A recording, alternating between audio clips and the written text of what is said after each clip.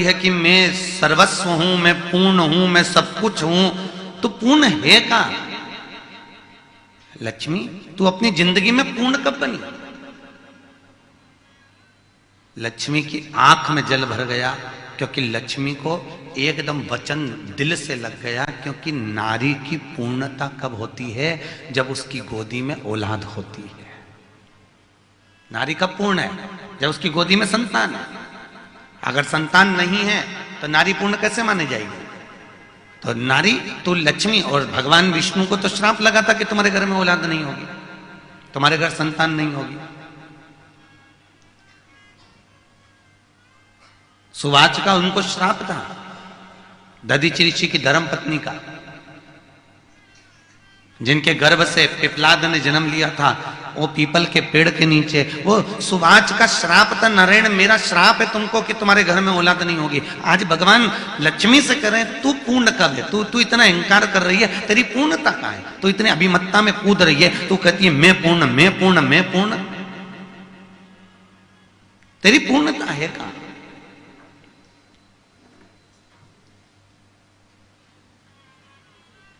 महाराज, लक्ष्मी की आंख में जल भर गया। मायका छोड़कर लक्ष्मी सीधे सरस्वती के पास चली गई, ब्रह्माणी के पास में। सरस्वती ने पूछा, क्यों रो रही है? क्या हो गया? तेरी आंख में आंसू क्यों भरा हुआ है? सरस्वती, क्या बताऊं जीजी? वो लक्ष्मी बोली कि मेरे पति मुझको कह रहे हैं कि तू अपूर्ण है। तू पूर्ण नहीं है, तू पूर्ण नहीं है, तू अपूर्ण है। इतने में भगवान माता सरस्वती ने कहा, अरे तू क्यों रोती है? चल मेरे साथ, चल, अपन चलते हैं, अपन पार्वती के पास चलते हैं। क्योंकि दुनिया में पूरी भूमंडल पर क्या, पूरे देवमंडल के अंतर्गत केवल एक पार्वती ऐसी थी जो माताओं के अखंड सौभाग्य को देती थी, दुनिया को पूर्ण कर देती थी, दुनिया को किसी तरह से खाली नहीं भेजती थी। तो वो एक माता पार्वती थी। तो चल, इसलिए भारत की भूमि पर सबसे ज्यादा व्रत किसके होते हैं? पार्वती। तीज का व्रत पार्वती का, चतुर्थी का व्रत पार्वती जी का, छठ का व्रत पार्वती जी का, जितने व्रत करती हैं माताएं सब पार्वती के करती हैं। तो चल मेरे साथ, ले गई।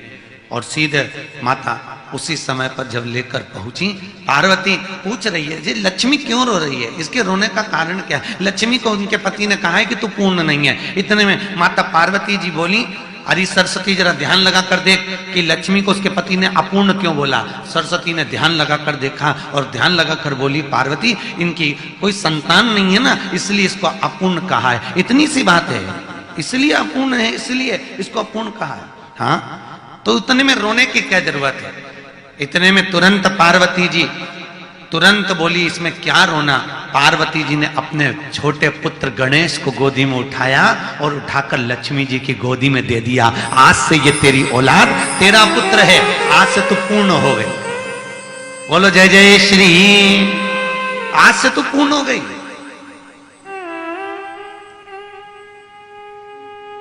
कई लोगों के मन में संशय रहता है, एक बहुत बड़ा प्रश्न है, आपके बच्चे भी पूछेंगे, मम्मी ये लक्ष्मी जी किसकी पत्नी है? किसकी पत्नी है? भगवान विष्णु की। पर दीपावली के दिन पूजन तो गणेश जी के साथ होती है, दीपावली के दिन पूजन तो सरस्वती के साथ होती है। सरस्वती और गणेश से लक्ष्मी का संबंध क्या है?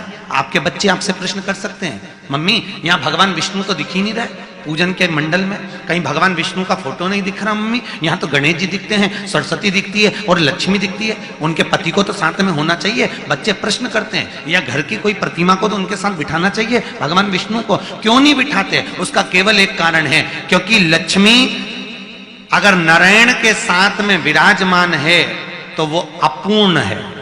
कौन है वो? अपूर्ण। और हिंदू धर्म में दीपावली के दिन हर व्यक्ति को पूर्ण लक्ष्मी चाहिए, इसलिए गणेश जी के साथ उसकी पूजन करते हैं कि अब लक्ष्मी पूर्ण हो गई, अब लक्ष्मी पूर्ण है। भगवान विष्णु के साथ अगर पूजेंगे दीपावली के दिन, तो नारायण ने लक्ष्मी से कहा था तू अपूर्ण है, इसलिए लक्ष्मी नारायण के साथ बैठकर पूजाती नहीं वहां पर। महाराज, सरस्वती मैया ने इनको पूर्ण करवाया था, इसलिए माता सरस्वती साथ में पूजाएगी।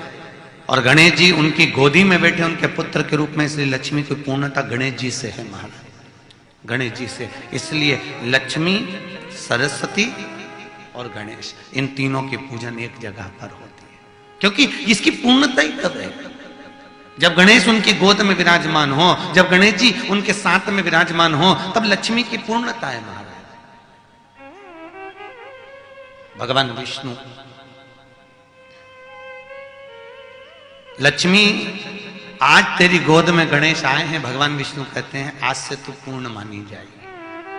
और जगत में तेरी जब पूजन होगी तो गणेश के साथ में होगी, और जिसके घर में गणेश के साथ पूजन होगी वहां पर तू पूर्णता में विराज